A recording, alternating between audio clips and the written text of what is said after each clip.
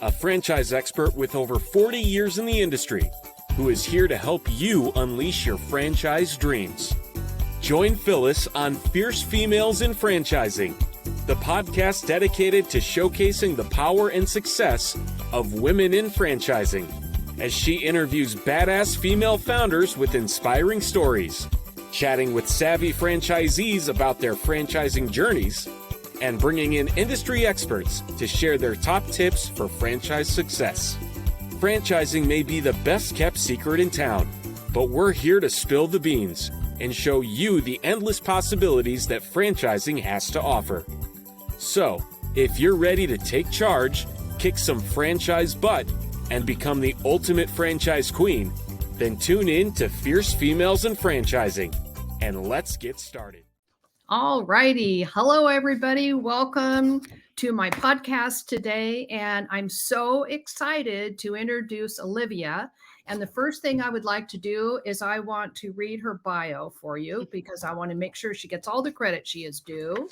So Olivia has over 22 years of experience as a small business owner and profitability specialist, the reason she is here. And she is also a huge fan of the book Profit First by Mike Michalowicz. She is the go-to gal for all things profitability. She is passionate about helping fellow small business owners achieve their financial goals, and she loves nothing more than driving into spreadsheets to figure out how to make it happen. I don't understand that, Olivia, but God bless you. We need you. One thing that sets her apart from the rest is that she is very approachable. She is not some stuffy consultant who talks over people's heads. Nope. She is down to earth, easy to talk to, and genuinely interested in helping her clients succeed. Her customized strategies are tailor-made to fit your specific situation, ensuring you get the support you need to achieve sustainable profitability and long-term success. And the best part, she has a proven track record of delivering real, measurable results for your clients. If you are ready to improve your business's profitability, she would love to chat with you. I know she is excited to get to know you and your business and help you achieve your financial goals. Welcome. Thank you very much, Phyllis. Thanks for having me. I am excellent. Excited to be here. All right. So I have to start out by asking you, what's up with Agent O? How did that come about? Well, so one of my clients gave me that as a nickname. So my first name's Olivia. And I guess the way it started was, anything they asked of me, a special project they wanted to hand off or question they were trying to decide, how are we going to tackle this? For me, I think in spreadsheets. I think I even dream in spreadsheets. So, I would be like, there's a spreadsheet for that. And so they chuckled and said, you know what, you're like our secret weapon. You're our Agent O. So it became a running joke. And then when I decided to brand this, I couldn't choose anything but that, right? So I'm everybody's, small business secret weapon. I'd love that. Tell me, accounting and numbers is something that's not my gift. So I would love to, we all have gifts, right? And yours happens to be numbers, which God knows we all need them. So tell me, how did you first get into doing this business? Well, for most of those 22 years as a business owner, I had a retail store, a high-end luxury store.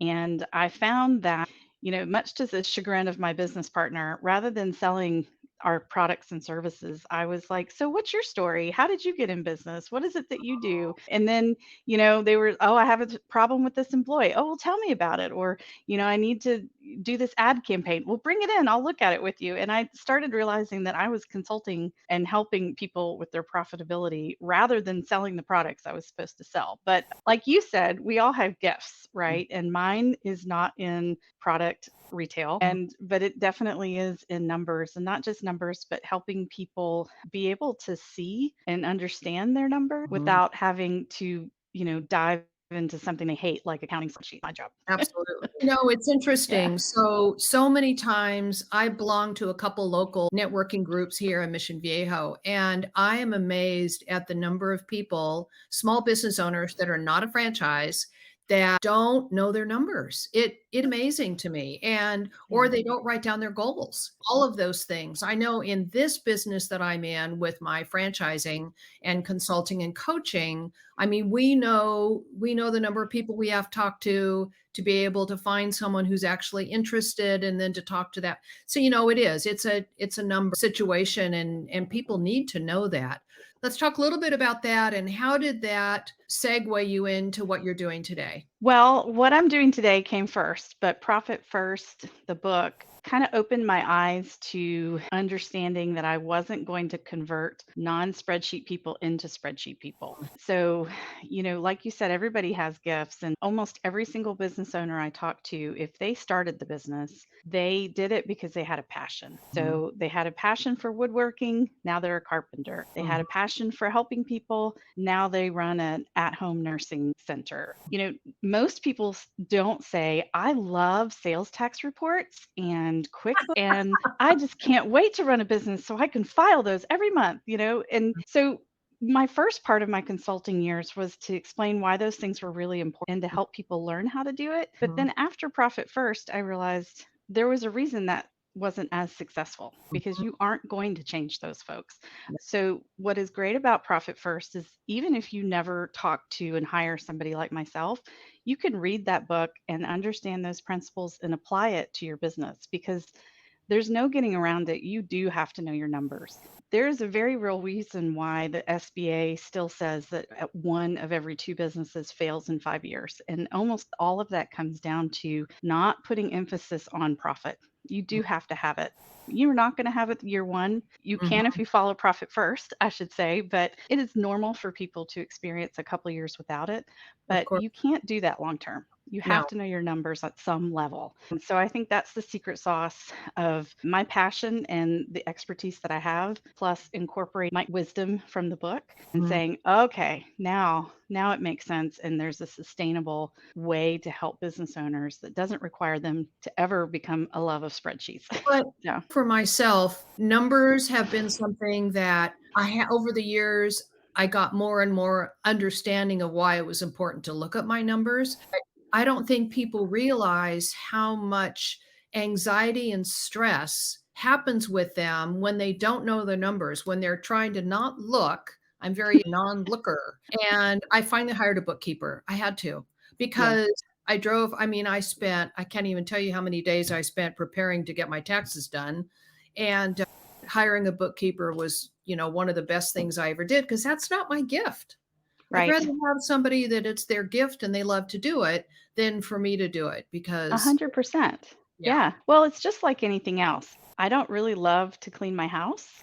And Mhm. when I do it, it takes me all day and I don't really have the right tools and I've never been trained, but I like the end result, right? I like a clean house. But if I hire a housekeeper, yes, I have to pay that person some money, but they come in with the right tools, Yep. they come in with the right training, and I get that result that I wanted, but it didn't take me all day. None of us, I think, probably like going to the dentist, but we like the long-term result that we get of having a healthy dental care. Keeping your teeth, right? Yeah, right. So there's this short-term pain called I have to go to the dentist. I have to maybe, undergo some pain there and a little bit of anxiety, kind of like what you were talking about. And you have Mhm. to pay them for their expertise, but you like the end result of having teeth that don't hurt and being able to keep them is a good example. Exactly. So those life lessons that we learn as adults are no different than those business lessons. You have to hire someone like a bookkeeper if you hate doing your own numbers because you need to know those. Those are important. Yeah, you do. It's interesting in the maid business, there's a lot of franchise brands that are Yes. cleaning services.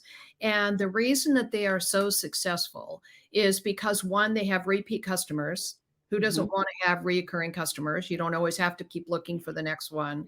Actually, their biggest challenge, as you can only imagine, is hiring people. Of course. And it's getting them to consider it. But what's interesting about that brand is, and one of the reasons I love franchising, and you'll appreciate this, is they not only give them systems to be able to know how to clean the house quickly and efficiently and get it all Hmm. done. Some of them do a rotation where they do certain things each week. But the other thing that they do, which is really key, is they have incentive programs. So someone comes in and they have an escalation of, they start out as just a housekeeper and then they graduate to being maybe, a team leader. And so they have ways for them to elevate themselves. I remember years ago, Cleaning Authority, one of his things was they would all meet like at a industrial park, where they have those offices in front and warehouse back. And that would be an office for a typical made franchise business. And because they don't have people that drop by, it's really Right. just the team going and so forth. But like he put in a kitchen, so he would have send them off with a hot breakfast. Well, Nice. those little things that they do that make a huge difference in whether somebody is going to stay or not. Having been a business owner myself, several different ways, but we just treated our employees like family, because if you treat Yeah. them like family, they're not going to go anywhere. They're going to want to stay if you appreciate them and do all of that. Absolutely. Yeah. And that trajectory of first hiring somebody and then giving them milestones, that is Mhm. something that independent businesses can benefit from, but they struggle with how to structure that. And that is definitely one of the benefits that a franchise brings, is some of that group knowledge and saying, hey, this is what's worked in a lot of different places, and giving you those ready-made steps on the Mhm. way. Yeah. Absolutely. So tell me about the dashboard. How did you get into doing the dashboards? How did that evolve? Well, in some way, form, or fashion, I've always used data. So it's not just reconciling your bank account and getting ready for tax season, but for me, the rest of your numbers, they do tell a story. And it's actually a little too late if you're waiting to look at your numbers for when it's time to file taxes. For a lot of business owners, a whole year's gone by. Whereas if they are looking at their metric on a weekly basis or a monthly basis, then they have, if it's a weekly basis, you have 51 other opportunities before the end of the year. If it's a monthly basis, well, then you get 12 chances to improve your business before the end of the year. So when you start looking at it, does make a tremendous difference. But the extra benefit of doing a dashboard is to bring those spreadsheets and that data and numbers to life, to where it's really easy to see whether or not a trend is going in the right direction. So it Mhm. is not just simply, hey, you cleaned 14 houses this week and last week you cleaned, I don't know, 10 in the same amount of time. But you're Mhm. actually seeing that with numbers that come alive with color and graphs, and it Mm. just makes it a little easier. But just like our housekeeping example, for some folks, that could take all day to find the numbers, to figure out how to put them on a page, and then Mhm. to study that. And so that's where someone like myself comes in. I can do that part for you. I can collect all those numbers. I can think about what's the best way to put that on a page. And Mhm. then we would meet once a month and I would say, okay, here's your numbers and here's what I see. And here's the things that immediately pop out. Tell me more about this. You Mhm. know, since the last time we met, you were going to work on this particular issue in your business. How did that go? What did you try? Let's see if the numbers showed that it improved. And when you do that, then you get to learn as a business owner, little by little, what's actually going to move the needle. And, I will say, even in a franchise, you could have three different franchise owners of the same type of business, Yes, and you they could. could still have issues that are unique to them and solutions that are unique to them. So that's why I always drive home that these dashboards are not cookie cutter. I don't Mhm. show up and say, "Oh, you're a plumber, so let me pull out my plumbing dashboard." Mhm. It's more, what is it like in your business, your plumbing business, that is Mhm. not working the way you want it to right now? So what are some of the things that the dashboard, are there any common threads that you find that people typically, mistakes that people make, that Oh, yes, of uh, course. what are So, the typical things that people are doing? big one is things that are bringing in revenue but are not actually improving the bottom line. So you could be cleaning a, I don't know, let's say you get a 6,000 square foot house and you're cleaning it once a week. And since we're on this maid example, so let's say you're doing that and it's bringing in a lot of money, but it Mhm. also takes a lot of time.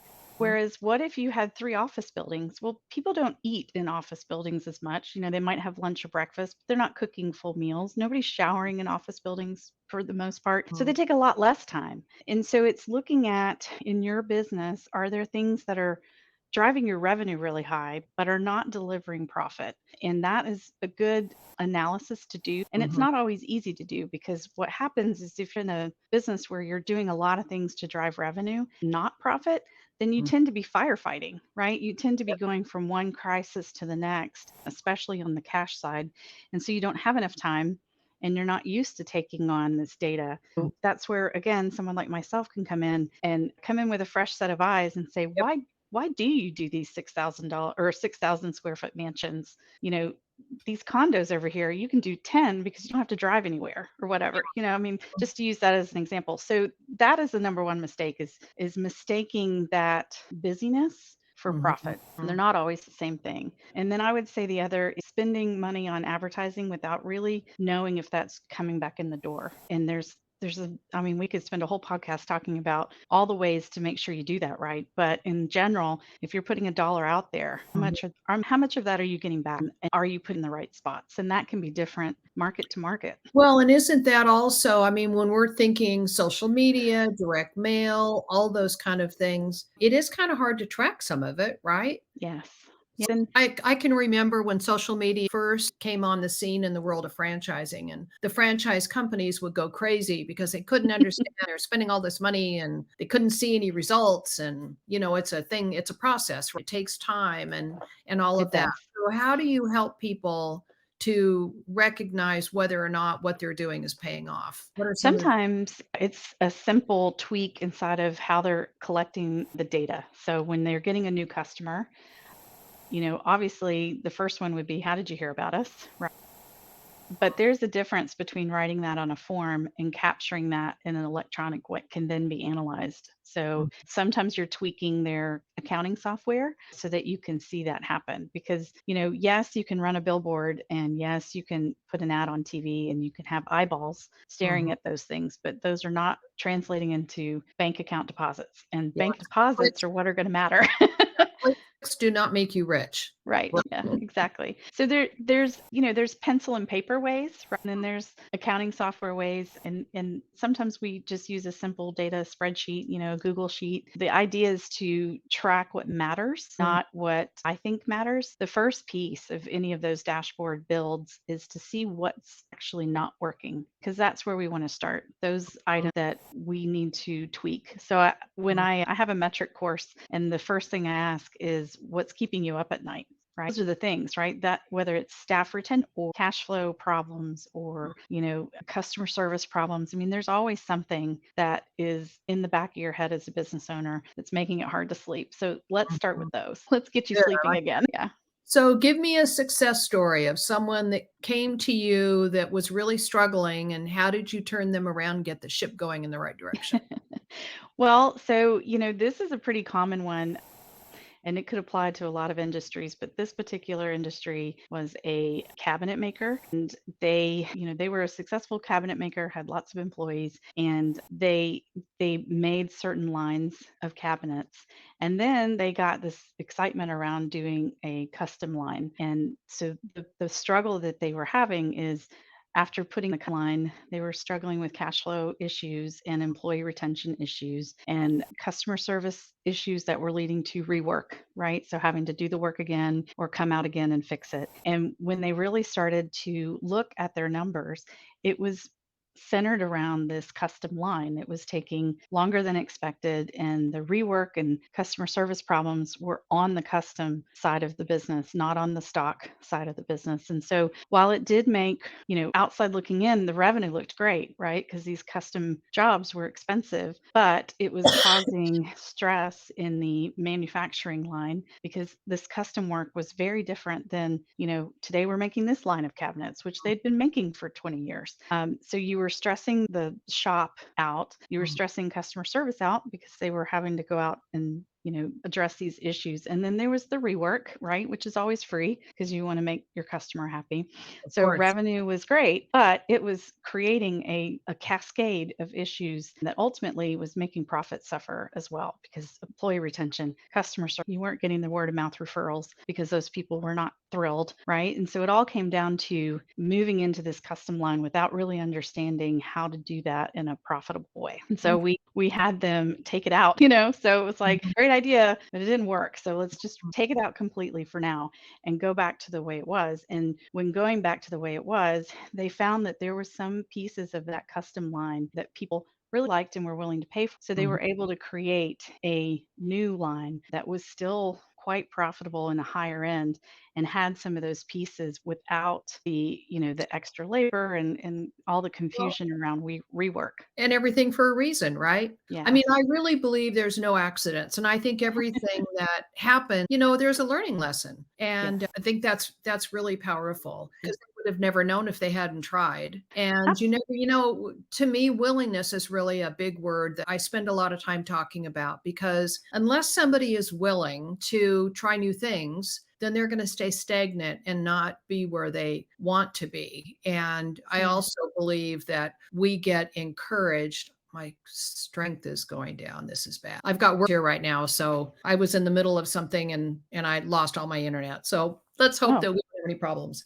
Anyway, but I well, I think can still see and hear you if that helps. so I think willingness is important, and I also think that things happen for a reason. I think people come into our lives for a reason and so forth. So Yes. you know that I'm all franchising, and the Mhm. reason that I wanted to have you on is that I think it's really important, even though you buy a franchise and they're going to have an accounting program and they're going to have coaches and everything. What would you say? I'm assuming you've probably helped some franchise owners. Yeah.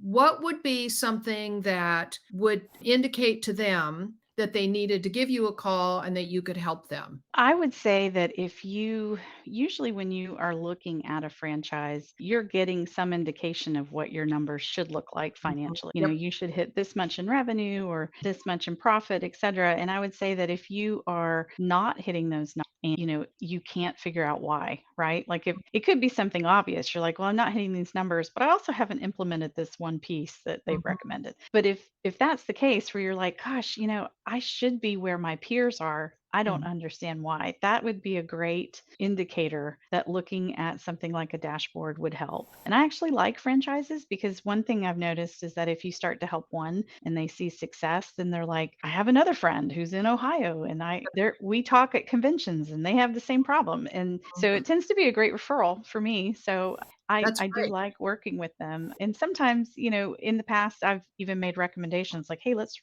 roll this out to all of them. It's worked in these You bet. chances it's going to work elsewhere. And we could definitely make that happen. Yeah. So when I think about so obviously, for each franchise I place now, I will Mhm. refer them to you to kind of Okay. get them set on the right track. One of the things that I've noticed over the years with people in networking groups that are not a franchise is they try to, and I'm curious if this is one of the benchmarks, they have a tendency to take any customer from anywhere and they'll drive just crazy amounts of distance to service somebody when the gas they're spending, especially today, in getting from here to there and back doesn't make it worth it. Does your dashboard help them recognizing that, they're taking customers that aren't profitable because they're too far out of their network? Yeah, so, that's usually the first piece is that analysis piece of what do we want to track? And then from there, that will lead us to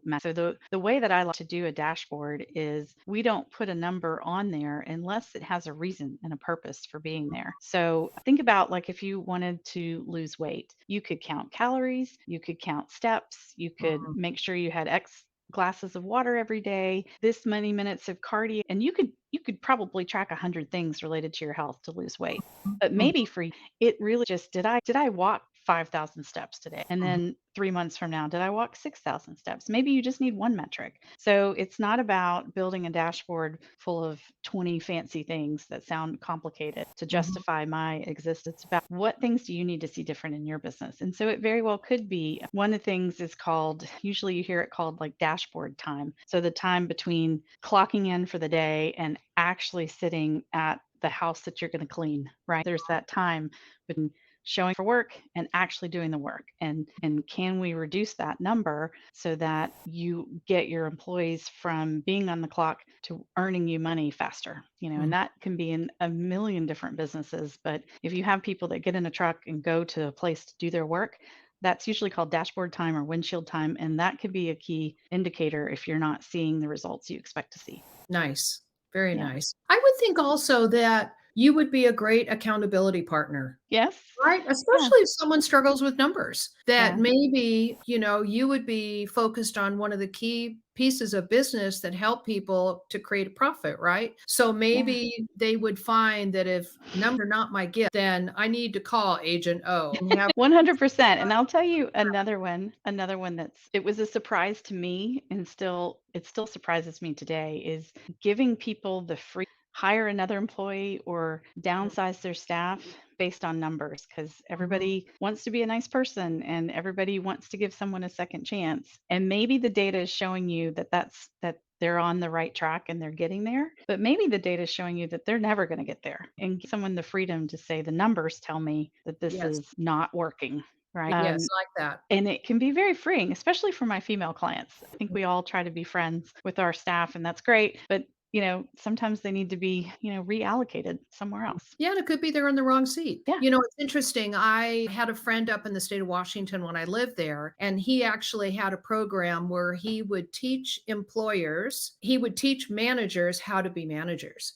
Because one Mm. of the things he would always say is that, someone's working in a job and they're doing a great job. Great. They promote them to be a man. They have no clue what they're doing. Nobody sends them to manager school. And so he literally had a year-long program where once a month they would get together and they would talk about different topics. And it was very successful and the company saw great results with it. Yeah. But, it's kind of like everybody learns differently, right? I'm very visual, as you can see. I have lots of colors. It's all about that. Sorry, I don't have my pink wall. I'll have my I'm pink wall. missing it. Right, me too, but it's as we speak. But some people are obviously you're very analytical and more numbers oriented, but you also Yeah. have that gift of customer service, which I Yes. can tell in talking to you and that's so important because people want to feel heard and they want to Oh, feel yeah. and they want to know that you care. It's not just about the money. It's never about the money. I mean, it has to be about what's going to be best for the client. So, Yeah. Well, and flipping the script, when you, as a consultant, walk into a business and ask a key employee, how did you know you had a good week? It breaks my heart to hear I didn't get yelled at this week. I would give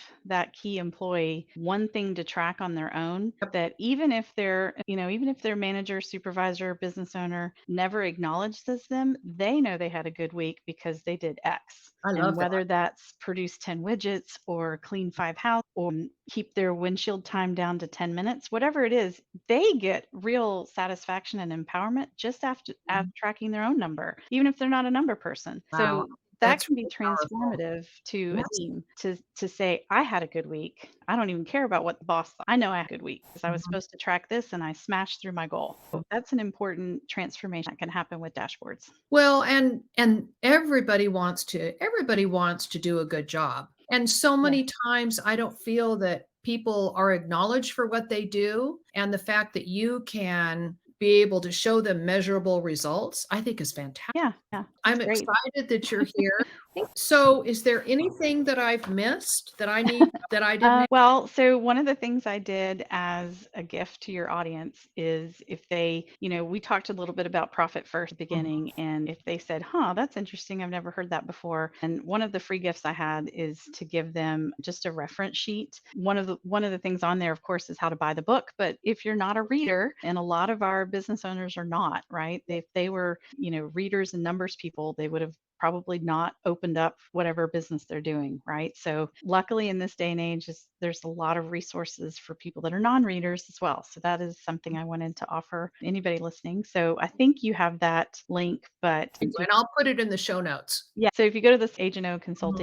agentOconsulting.com, then you just do a slash and Phyllis, your first name, Oh, and then they will get there. there you go. Somehow I didn't remember that and I really fixed that. Custom made just for you. Custom made. See, so sweet. And all right, let me fix that real quick. Sure. Well, while you're fixing that, the other thing I offer is just a free 15-minute call. So if somebody feels like this was interesting to them or it sparked something and they want to, take a few minutes, I love to do that. For one reason, I love to find out what people are doing for a living. It's like a hobby Mhm. of mine. And the other thing is that, that's part of my nature is I want to help and support small business as much as I can. And they can book that through the website as well. Wonderful. It's interesting. When I was growing up, my mom had a friend, and her kids used to say, you cast bread upon the water and it comes back in sandwiches. Oh, what a great phrase. I've never heard I that. love that. I think there is so much Yes. to that because it is in giving that we receive, and Yeah. I'm very much of a giver. And the reason I did this podcast that I want to help women, people in general, business owners to be better. I Yes. want to open women's eyes to why franchising is a good option. And I was excited to have you on the podcast because I love what you're doing. Your heart is. I had Kara. Are you familiar with the Grand Connection? No, I'm No. not. You'll have to tell me Well, more the about that. Grand Connection is a networking group out of Canada, and I Oh, had okay. Carol on my show, and she and I were discussing how important it is to love what you do. And I do believe that that is so important. I was having a discussion yesterday with somebody at a resale, and my comment to him was, you know what, resales are challenging at best because you've got more dynamics,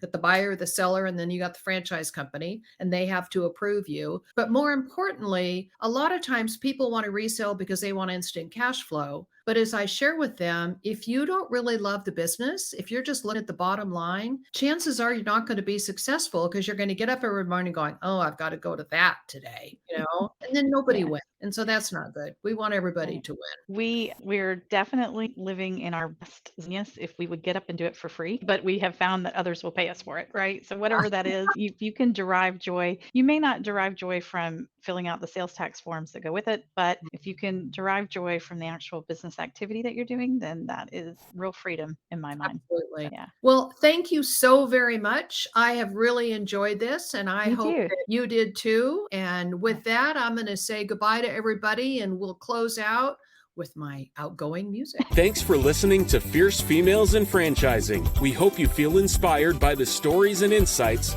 shared by our female franchise founders and franchisees. Don't forget to tune in next week for another episode filled with valuable advice, motivation, and a good dose of fun. And if you're ready to take the leap and explore franchising for yourself, head to our website for more information and resources. Remember, franchising is the best kept secret in town, and we're here to help you unlock its endless possibilities. So stay fierce, stay curious, and keep crushing those goals.